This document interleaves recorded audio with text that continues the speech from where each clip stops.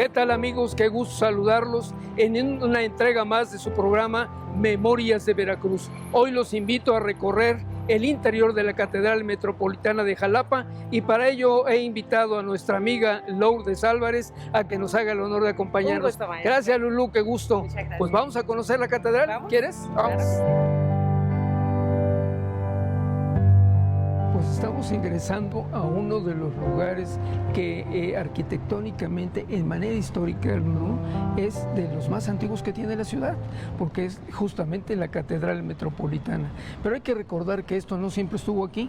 Originalmente, allá en el siglo XVI, la parroquia, la incipiente parroquia, va a estar donde hoy se encuentra el Palacio de Gobierno, junto a la Casa Consistorial, donde estaban las autoridades españolas. Van a pasar muchos años, hasta 1641, que don Juan de Palafox y Mendoza, que era el obispo de Puebla, ordena que se empiece a edificar. Varios años en los que muchas personas fueron contribuyendo para edificarlo, para darle forma, pero bueno, lamentablemente allá por 1640 se incendió y hubo necesidad de derrumbar lo que ya se tenía y darle nuevamente forma e inicio. Entonces es una obra que ya para 1776 se concluye formalmente y bueno, se designa hasta 1843 ya como la sede formal de lo que va a ser el episcopado en 1864, es decir, va a ser por primera vez catedral en 1864. Desde su fundación, como templo, como parroquia, estuvo consagrada la Inmaculada Concepción de María. Esta es una declaración que es episcopal para darle un rigor a los templos, y en el caso de Jalapa, en los planos de 1776, podemos apreciar que es denominada como Nuestra Señora la Gachupina, es decir, la Virgen de la Inmaculada Concepción, que lleva por nombre religioso la capital del estado. Y ahí estamos viendo, fíjate qué bella es la talla de esta Inmaculada Concepción de María, que bueno, es el personaje central al que está dedicado la iglesia. Y bueno, la nave central es bellísima porque ya tiene la intervención del arte neogótico que el obispo Arcadio Pagasa impulsó a finales del siglo XIX y que lo vemos en la sillería, que es bellísima, ¿no?, con unas tallas en madera, terminados las cabezales en punta, y desde luego al centro una representación de Jesús crucificado monumental, que es una talla de cedro, es una pieza toda de madera que ha sido estofada, tratada para que esté centrada de acuerdo a como lo manda la iglesia en los templos, ¿no? Estamos en la nave que tiene una cruz latina, el cabezal, el tronco general y los brazos que nos acompañan. Entonces, bueno, es un lugar emblemático de la cultura religiosa veracruzana, y sobre todo llama la atención el candil que está sobre el altar mayor, que es un candil que tiene porcelana y que se dice que lo donó la emperatriz Carlota a la diócesis de Jalapa, allá por 1865. Entonces, bueno, son obras patrimonio del pueblo veracruzano y que vale la pena visitarlo. Bueno, ahora vamos a pasar al entorno donde está este espléndido emplomado, que es bellísimo y que además tiene por compañía a dos personajes de la iglesia importantes, la señora Santana y San Joaquín, que son los padres de la Virgen María. Pero fíjate nada más la belleza del emplomado. Están los símbolos de la iglesia, Jesús al centro, y bueno, todos estos elementos entre flora, formas geométricas, que le dan una sensibilidad especial. Recordarás que en Europa muchas de las grandes catedrales tienen estos emplomados maravillosos, ¿no? Hay que recordar Nuestra Señora de París. Entonces hay que apreciarlos, hay que disfrutarlos y ver que en algunos hay nombres de personas que los financiaron para que se pudieran hacer. Entonces, como gratitud, llevan su nombre.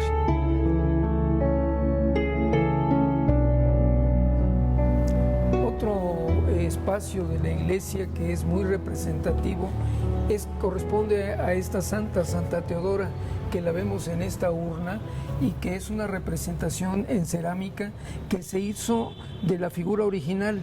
En 1793 Roma envió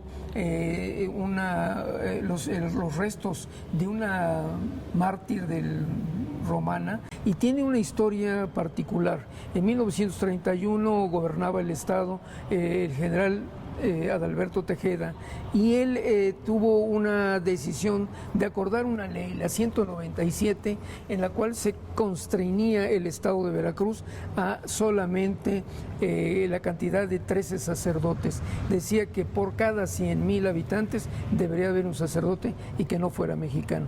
Entonces teníamos una población como de 130,000 personas, de tal manera que solamente alcanzábamos 13 sacerdotes. Eso inconformó a la curia, particularmente a San Rafael Guízar y Valencia, que en ese momento era obispo, y se empieza a dar una situación muy tensa en el Estado en función de exigir mejores derechos para la Iglesia. Estamos hablando, perdón, doctor, ¿sí? Estamos hablando de qué año? 1931, cuando es el segundo periodo de gobierno del general Tejeda.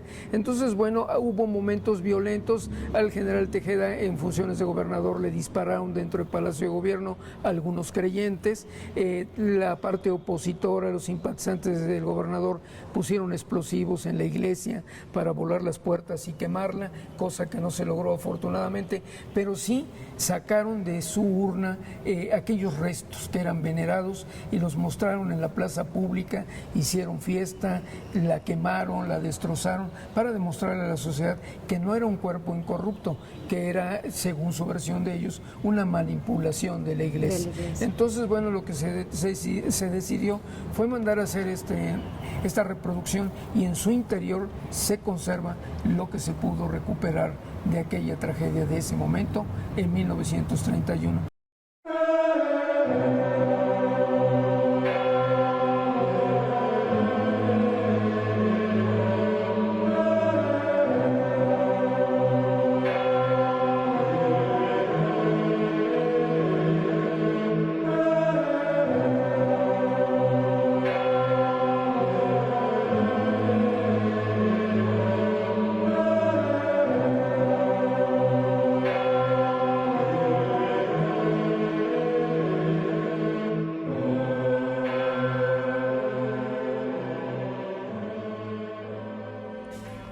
Estamos ingresando a la cripta de la Catedral Metropolitana de Jalapa.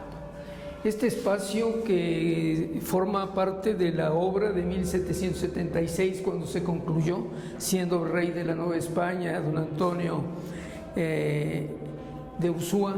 Y ¿cómo se halló este espacio? Para los años 80, que era obispo don Emilio Abascal, hubo la posibilidad de modificar los niveles o los desniveles que la catedral tenía, y aparecieron las rejas que, bien los documentos del siglo XVIII nos dicen, hay 3 cementerios para la comunidad española, para la comunidad vascongada y para los fieles. Este es uno de los espacios estupendos que podemos compartir con ustedes hoy, amigos míos, que llama siempre la atención. Aquí están sepultados ahora varias personas que formaron parte de la feligresía de la ciudad, que lo siguen siendo a través de estos osarios que se han habilitado para darle una funcionalidad y un lugar de memoria en la tradición cristiana de Jalapa. Es un lugar digno de reconocer.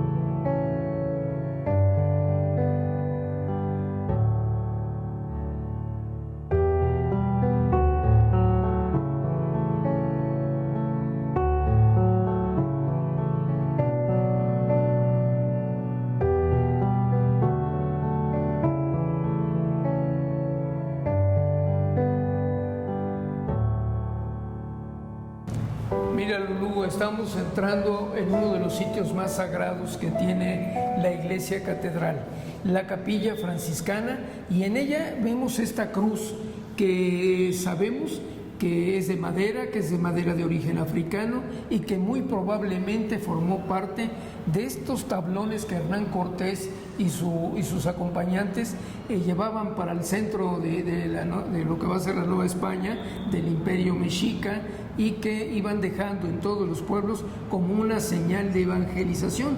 Recordemos que la reina Isabel la Católica le autorizó los viajes a Cristóbal Colón, con la finalidad de evangelizar a quienes se encontraran.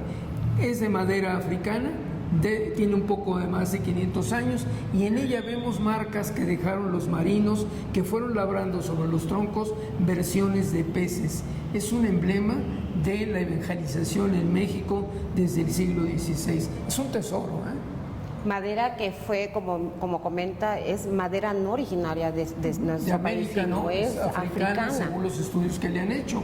Entonces, cabe la posibilidad que estamos frente a una reliquia del proceso de conquista de Hernán Cortés en el territorio para formar lo que hoy es México, ¿no? Es una de las piezas más emblemáticas de la iglesia y de fuerza simbólica, ¿no? ¿Qué te parece si vamos ahora a conocer la capilla de San Rafael Guízar y Valencia? Otro lugar importante de la memoria religiosa de los veracruzanos.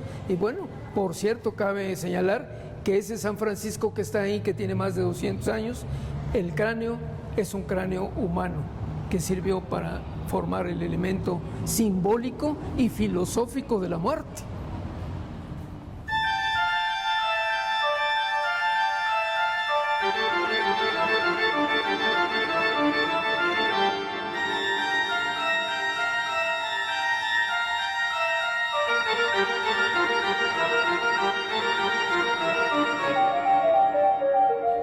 Este es el órgano más espléndido que tiene la capital de Veracruz y yo creo que todo el estado. Un órgano tubular que armoniza la música y que pues recientemente fue rehabilitado.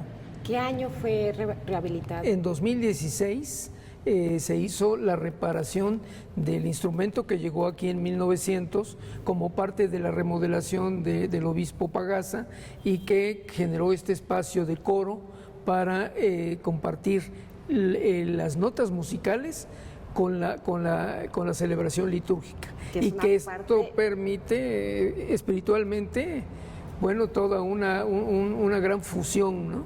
Sí, claro, que creo que es algo muy importante dentro de las misas, ¿no? Porque finalmente llega y arropa las emociones. Sí, ¿no? Claro, armoniza. Armoniza. Imagina la emoción de las feligreses cuando se está llevando a cabo la celebración por el obispo y está arropado por los sonidos que emite este espléndido órgano. Pero bueno, hay otro lugar importante que tenemos que visitar, la Torre de la Catedral. ¿Vamos? Vamos.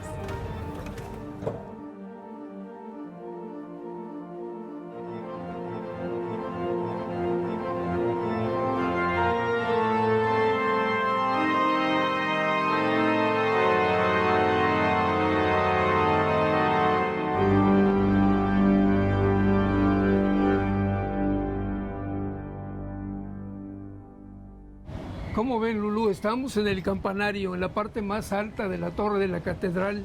Y bueno, estamos arriba de 50 metros sobre el nivel del piso y observamos, ahí está la gran campana del año de 1800, tiene la marca y hay una pequeña grieta, que bueno, es la campana que se toca para cuando las misas son presididas por el obispo. Y luego tenemos las otras que son de acompañamiento y algunas que fíjate como la que está atrás de ti, de 1841, de 1888, son piezas emblemáticas que todo templo religioso tiene en una torre como el caso de la Catedral de Jalapa y que le dan pues un profundo significado. Cada campana por tradición, desde que fueron creadas, sobre todo en la iglesia romana, son consagradas a una figura de santo. Y entonces, bueno, Santa Bárbara, tenemos San Antonio que desde 1888, y bueno, aquella grande que no alcanzamos a ver a quién está consagrada, seguramente algún otro santo, y bueno, en la parte contraria, pues están estas que al menos en alguna de ellas veo, me parece que la figura del señor San José, que no me parece ajena a que pueda estar considerada así. Estamos en un campanario de 3, 4, 5, 6 campanas, que al unísono pues convocan a una gran festividad, a una gran celebración, como cuando fue consagrado como cardenal de la iglesia Monseñor Sergio Beso Rivera, que todas se tocaron de manera unísono para conmemorar tan significativo acontecimiento, o la declaración de santidad de Rafael Guízar y Valencia.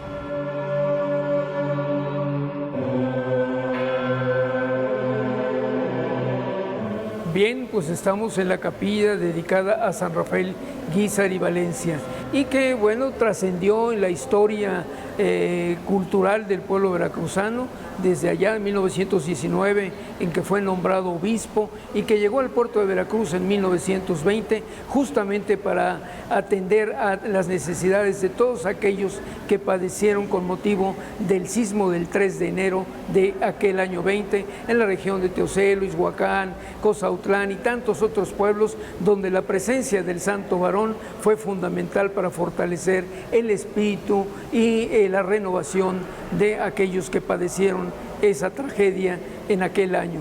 Aquí está su tumba, aquí está un lugar de memoria, es un punto de encuentro obligado para quien visita Jalapa, para quien quiere conocer la capital del estado.